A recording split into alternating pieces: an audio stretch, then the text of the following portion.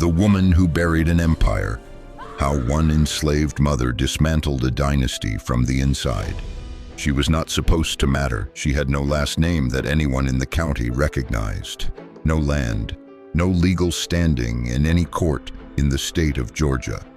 She was property, listed in the 1849 estate inventory of Hargrove Plantation as number 47, described only as Miriam, female, age 31, houseworker, skilled with needle and cloth.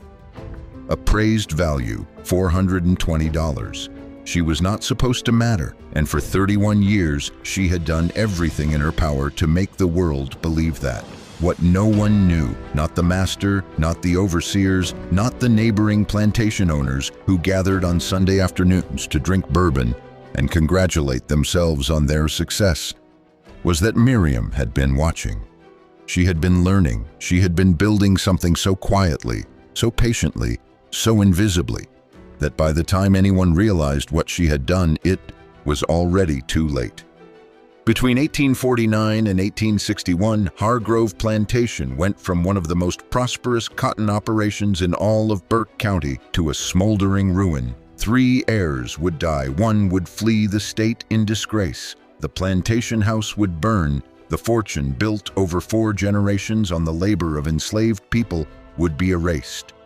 And the woman at the center of it all, the woman who orchestrated every step of that collapse, would walk north into freedom, carrying her children with her.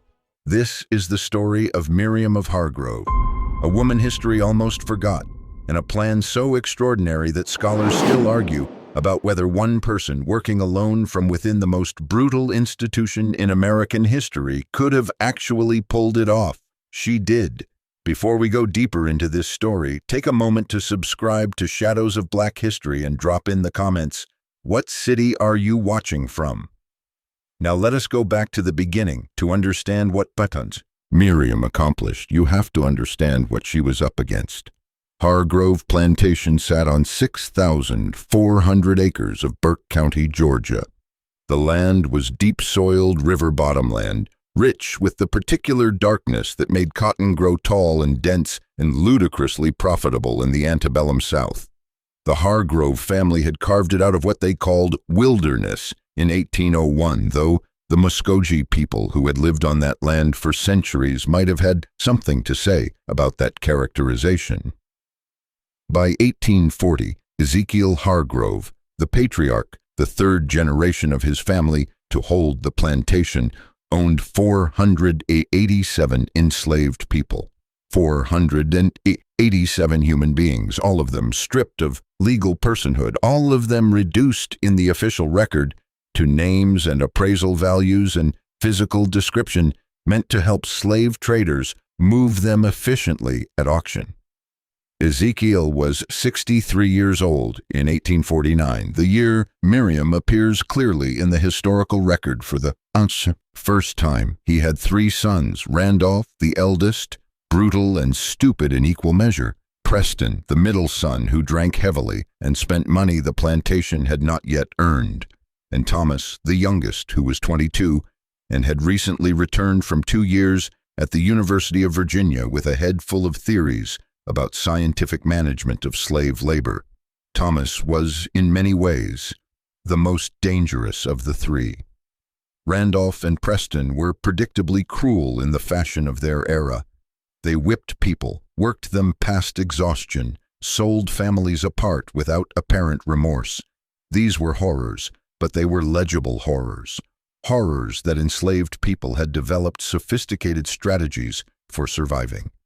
Thomas wanted something more systematic. He had read the plantation management manuals. He had studied the writings of men who spoke about slavery as an economic science.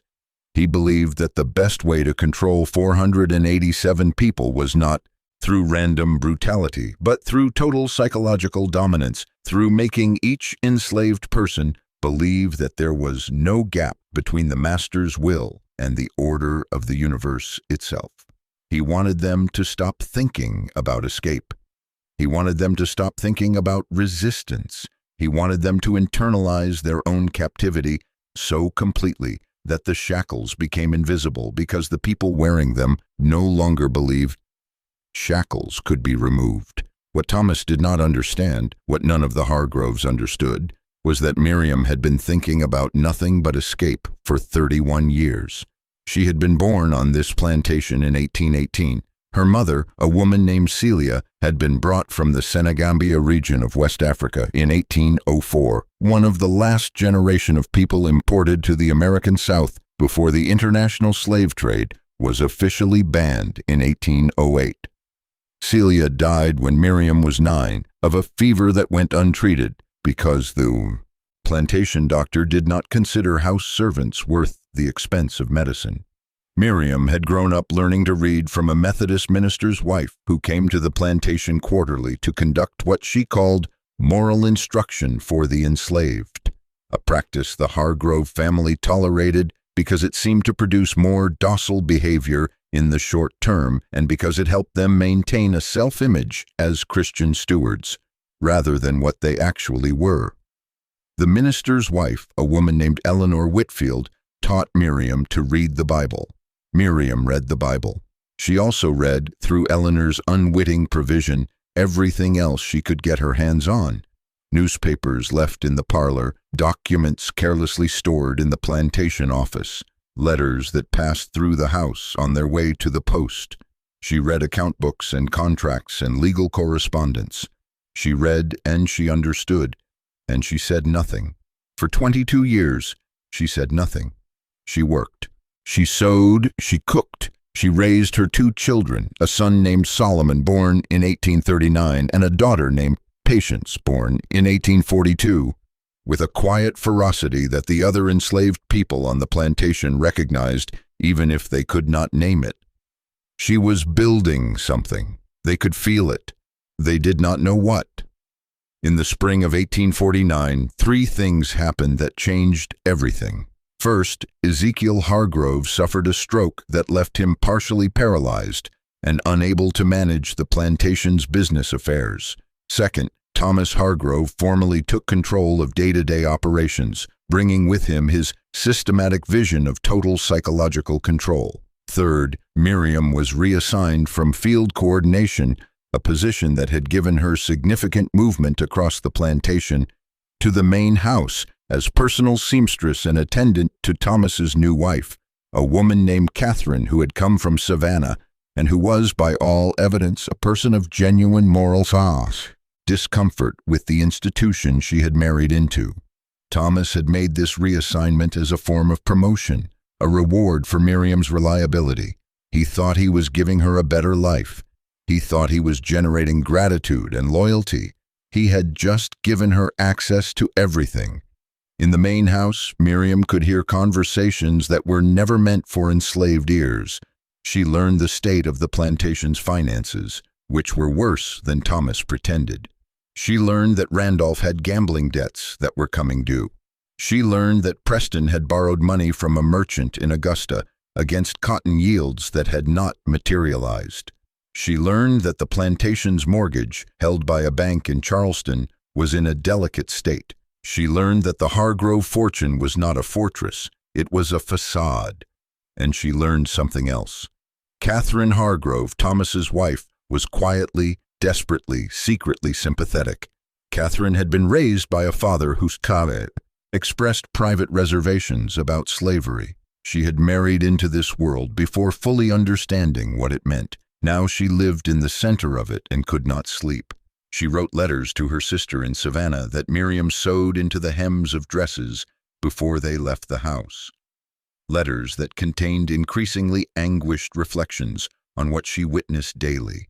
Miriam read every one of those letters before she sewed them shut, and she began to understand that within the Hargrove household there existed a fracture, small, invisible, but real, that with the right pressure applied in the right places might become something catastrophic.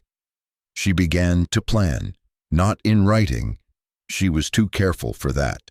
But in the architecture of her mind, in the elaborate and disciplined interior space she had built over 3 decades of forced silence, she constructed something extraordinary, a strategy for the complete dismantlement of Hargrove Plantation, to be executed over a period of years. using only the tools available to someone with no legal rights, no property, no voice, and no protection.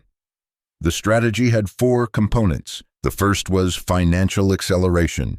Miriam had read enough of the plantation's account books to understand that the Hargroves were already in a structurally precarious position. Thomas was borrowing against future yields to fund present operations. Randolph's debts were a constant drain. Preston's drinking insured money disappeared faster than it arrived.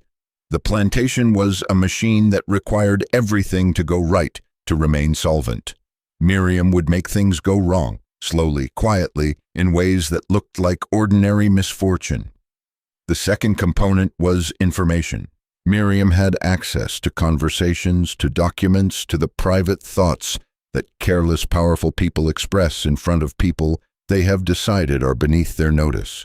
She would use that information carefully, selectively, to set brother against brother, to deepen existing tensions, to ensure that when crises came, and she would help crises come, the Hargroves would be too fractured and suspicious of each other to respond effectively. The third component was Catherine. Thomas's wife was a vulnerability and a potential ally. Miriam would cultivate that relationship with extreme care, offering Catherine the one thing she desperately needed in her gilded isolation: a witness who understood. The fourth component, the one that would make all the others possible, was patience. Miriam had 31 years of experience performing the role of the perfectly managed, perfectly contained, perfectly reliable enslaved person. She would go on performing it. She would give Thomas Hargrove no reason to doubt her, no reason to watch her closely, no reason to suspect that the woman sewing quietly in the corner of the parlor was orchestrating his ruin. She began in June of 1849. She would not walk free until November of 1861.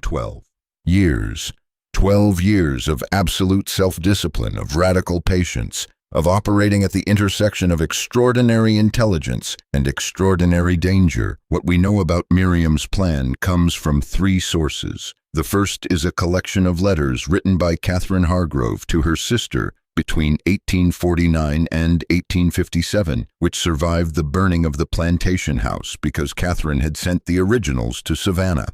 These letters were donated to the Georgia Historical Society in 1923 by Catherine's granddaughter and had sat largely unexamined in an archive until a researcher named Dr. Dorothea Whitman began working with them in 1994.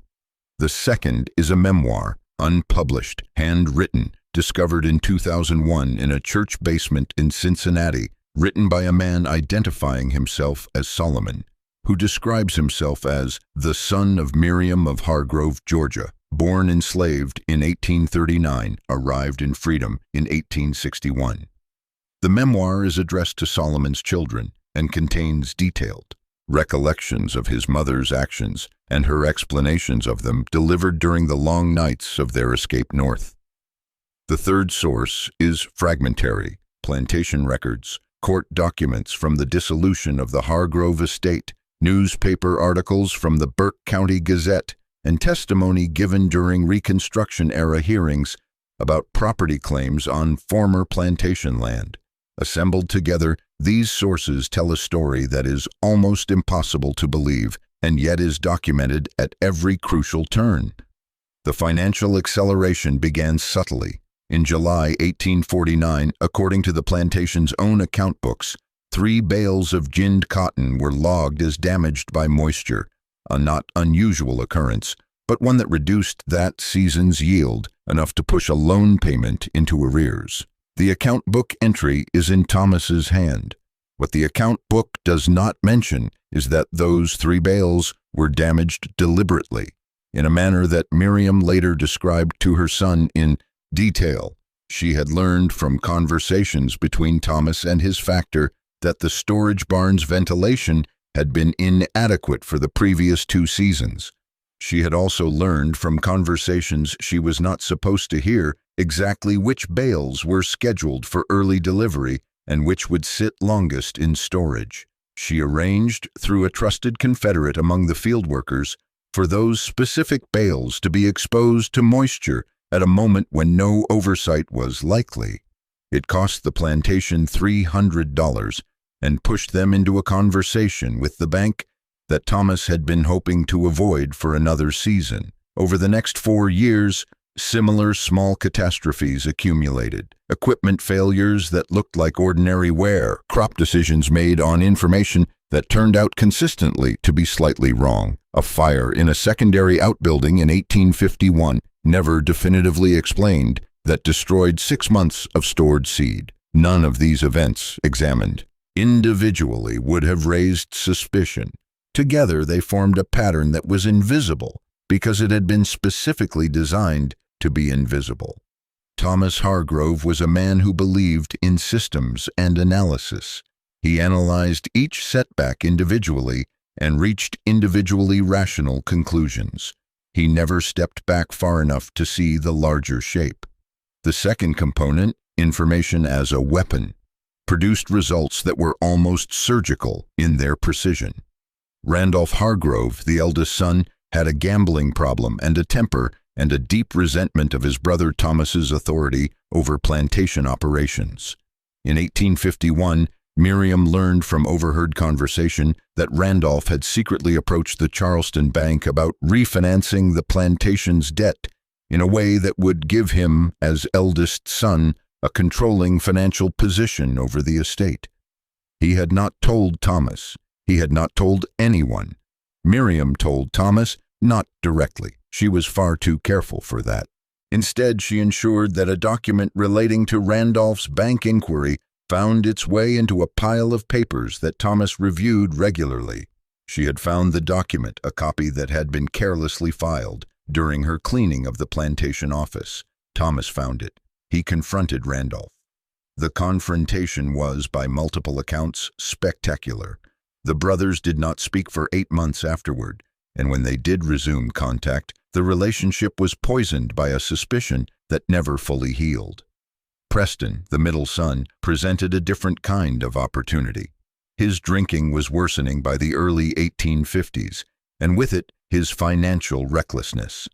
In 1852, he negotiated, without Thomas's knowledge, a loan from a speculative merchant in Augusta, using as collateral a portion of the plantation's enslaved population. This was not unusual practice in the antebellum South, but it created a legal complication. If Preston defaulted, the merchant had a claim against humans, beings who were also assets of the broader estate. Preston defaulted in 1854. The legal dispute that followed consumed 2 years, cost the plantation enormous sums in legal fees, and forced Thomas to liquidate assets, including selling 17 enslaved people to cover the judgment, at exactly the wrong moment in the cotton market cycle. Miriam had known about Preston's loan since 1852. She had heard him describe it in drunken detail to a friend visiting from Savannah. She had understood from her reading of the plantation's financial position that default was likely. She had done nothing to prevent it. She had simply waited. Patience was its own form of action. The relationship with Catherine was the most delicate element of the strategy, and the one that required the greatest artistry. Catherine Hargrove was not a naive woman. She was educated, perceptive, and genuinely troubled by her complicity in what she witnessed daily on the plantation. But she was also isolated, legally subordinate to her husband, and terrified of what acknowledging her true feelings might cost her. She had grown up in a world where the only permissible response to the horrors of slavery for a white woman of her class was the careful cultivation of strategic blindness.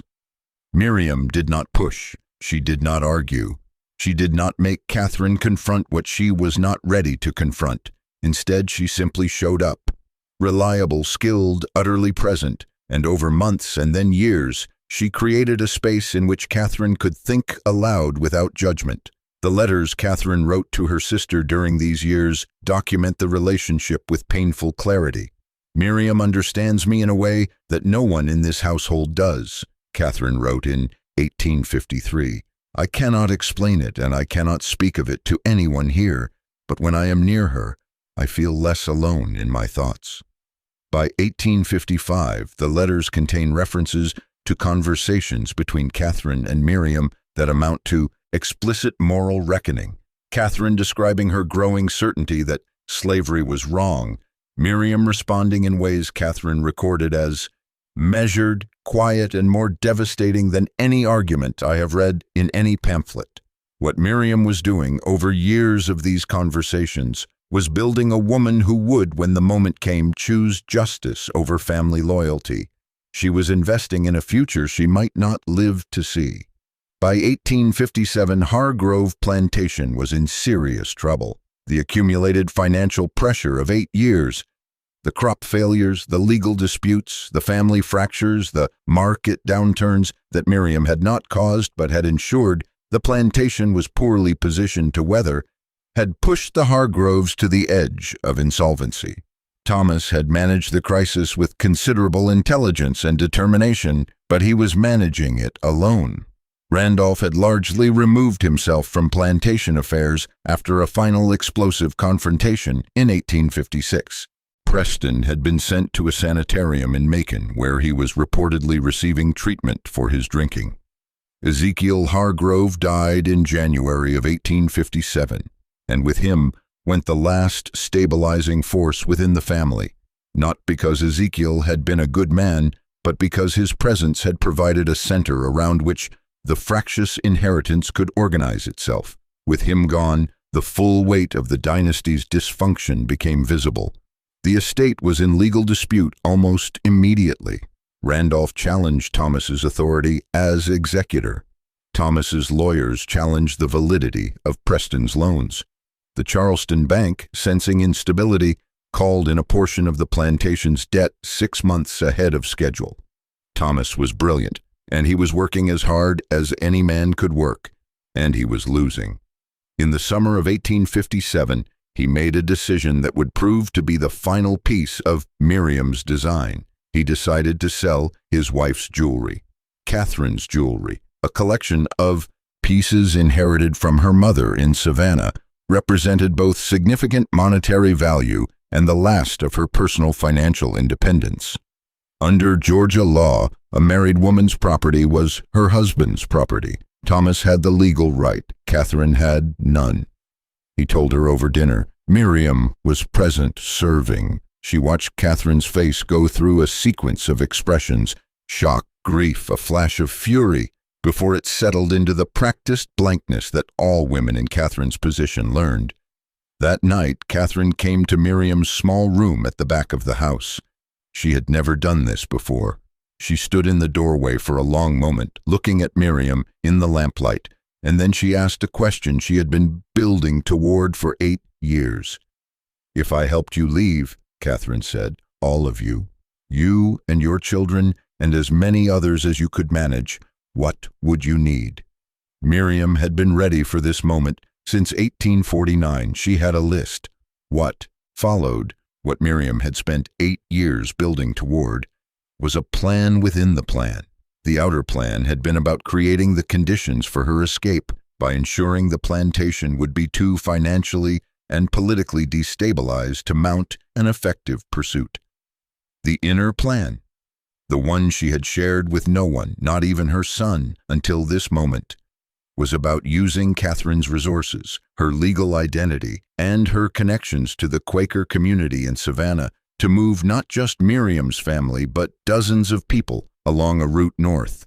Miriam had not been planning to run. She had been planning to open a door.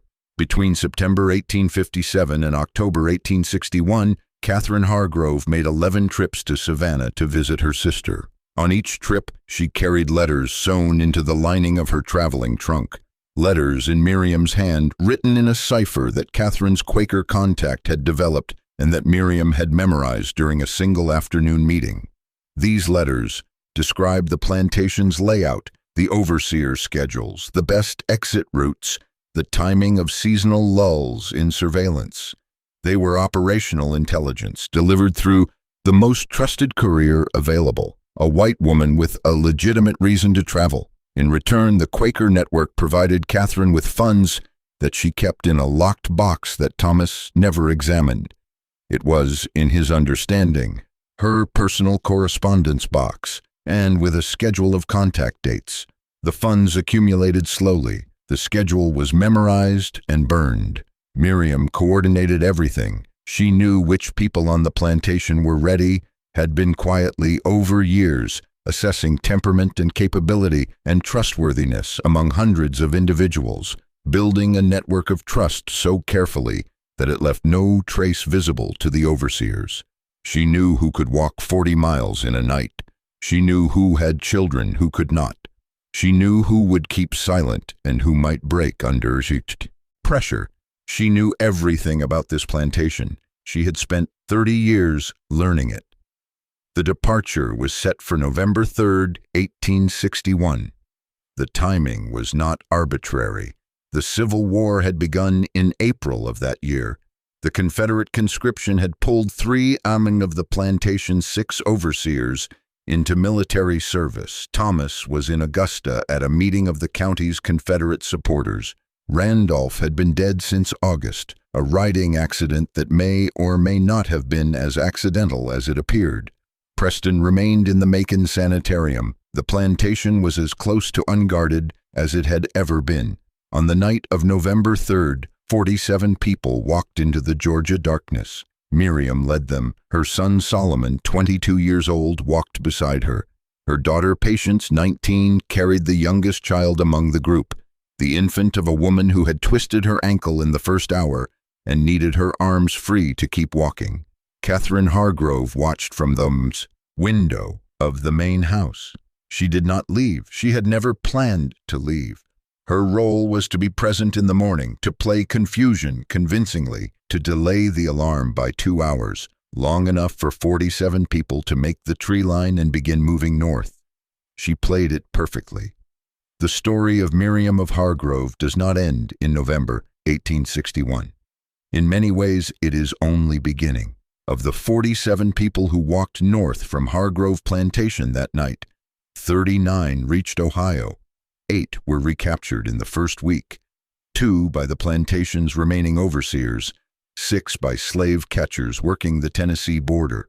Of those 8, 3 were later liberated by Union troops advancing through the region in 1862. 5 were returned to Hargrove Plantation and punished in ways that the historical record obscures, but that we can extrapolate from similar documented cases. 39 people reached freedom. In the context of the antebellum Underground Railroad, this was a remarkable number for a single coordinated escape. Most successful escapes moved 1 to 3 people. The largest documented single-event escape before the Civil War involved 11 people. Miriam's group was more than 4 times that size, but the implications of Miriam's story extend far beyond the numerical accounting of one escape. The question Miriam's story forces us to confront is this: how many stories like hers were never recorded?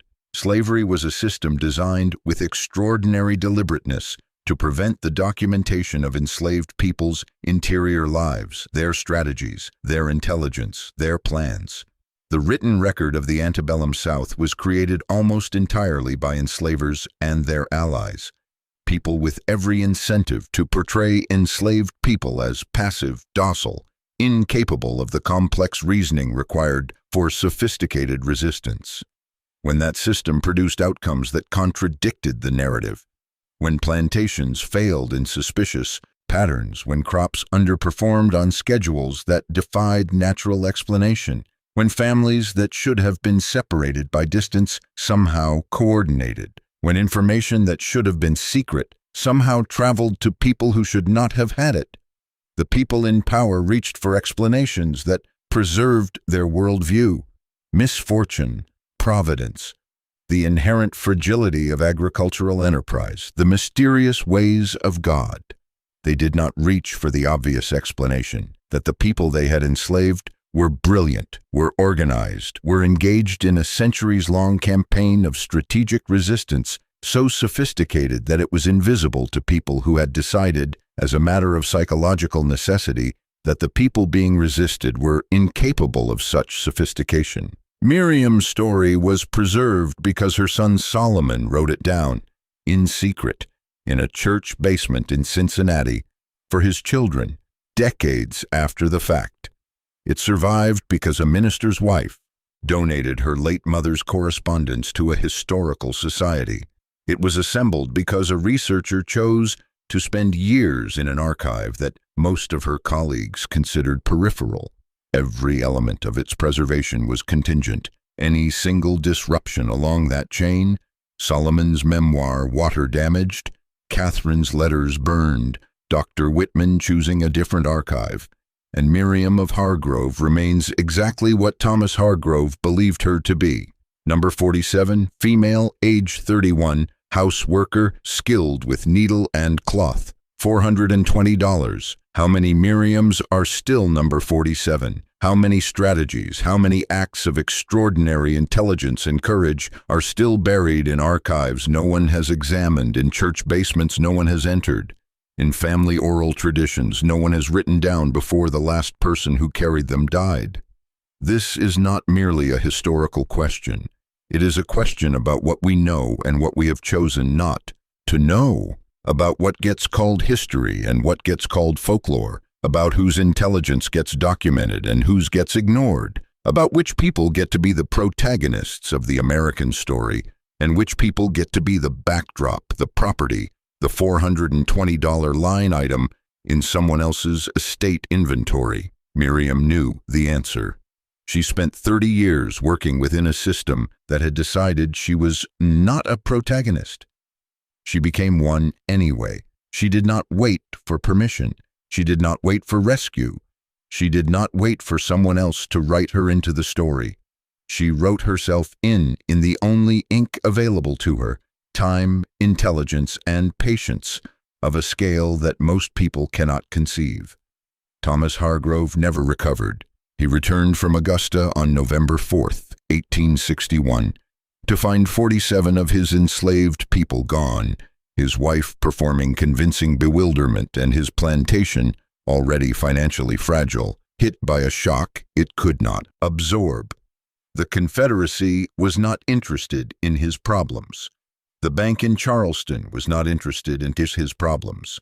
The neighbors who might have helped organize a pursuit were occupied with a war. He tried to maintain operations with the people who remained, but the escape had done something to the plantation beyond the simple arithmetic of lost labor. The people who stayed knew. They had watched 47 people walk north. They had watched it be possible. And that knowledge, the knowledge that escape was possible, that the system could be subverted, that one person's years of patient strategy could open a door large enough for dozens of people to walk through, that knowledge could not be taken back. Productivity collapsed. Small acts of resistance that had previously been isolated became synchronized. 3 overseers resigned within a month, citing an atmosphere they described in their letters home as ungovernable. Thomas wrote to his brother Preston in Macon, asking for help. Preston did not respond. Preston died in December 1861 of causes the sanitarium listed as heart failure. The plantation house burned in March 1862. The fire's origin was never determined. Thomas fled to Alabama, where distant relatives took him in. He spent the rest of the war in someone else's house, trying to convince Confederate officers that his plantation was a strategic asset worth protecting. It was not. In 1865, when the war ended, Thomas Hargrove returned to Burke County to find the plantation formally dissolved by federal authority. The land had been seized. He filed claims, argued in court, appealed to every authority available to him. He recovered nothing. He died in 1871, broke and largely forgotten, in a boarding house in Augusta. He never knew Miriam's name, not really. He knew the label he had attached to her, number 47, the seamstress, the reliable one, but he never knew who she was. He never knew what she had been doing in his house for 12 years. He never knew that the woman who hemmed his wife's dresses and served his dinner and sat quietly in the corner of the parlor had been the architect of his family's ruin. He died not knowing. Miriam settled in Cincinnati. She was 43 years old when she arrived in Ohio in the winter of 1861. She found work as a seamstress. The skill Thomas had listed in the estate inventory was real, was hers, had always been hers, and within 2 years had established a small business. Solomon worked beside her. Patience married a man from Kentucky in 1863 and moved to Columbus. Miriam became, in the Cincinnati black community, a figure of quiet but absolute authority. People came to her with problems. She helped them think. She taught the younger women around her the discipline of patience, the art of operating effectively within systems that were not designed for you to succeed within, the importance of knowing more than the people with power believed you knew. She lived until 1889, died at age 71, and was buried in a Cincinnati cemetery beside her son Solomon, who outlived her by 3 years. Her grave was unmarked for decades, a common fate, a painful one. In 1997, a coalition of local historians and descendants of the Cincinnati black community placed a marker on her grave. It reads, Miriam Freeman, born into bondage approximately 1818, died in freedom, 1889. She built a door. 47 people walked through it. 47 people. 39 of them reached Ohio. And from those 39 people grew families, communities, lines of descendants that extend into the present. People who are alive today because a woman in a Georgia plantation house decided in 1849 that patience was a weapon and that she had enough of it to use. We tell certain stories about resistance, and they tend to follow a particular shape. They are stories of confrontation, of physical courage, of the dramatic moment when someone stands up in public and says no, says enough, says I will not.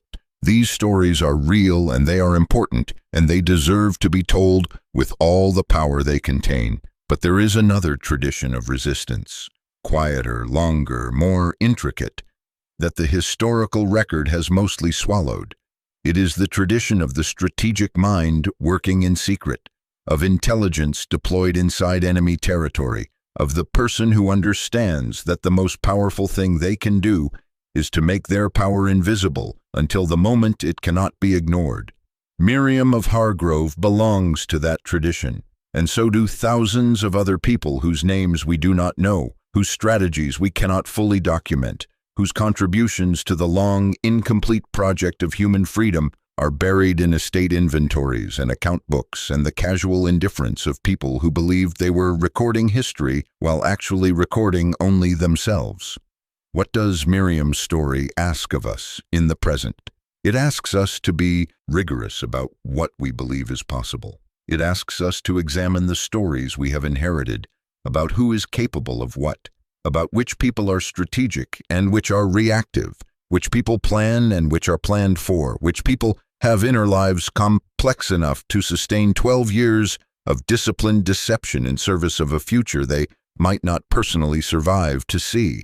It asks us to look at the places in the historical record where the powerful reached for explanations about misfortune and coincidence, and to ask ourselves whether there might have been something else going on, something invisible by design, something that was never meant to leave a trace, but left one anyway, in the letters of a guilty woman, in the memoir of a grateful son, in the memory of a community that kept a story alive until someone was ready to hear it.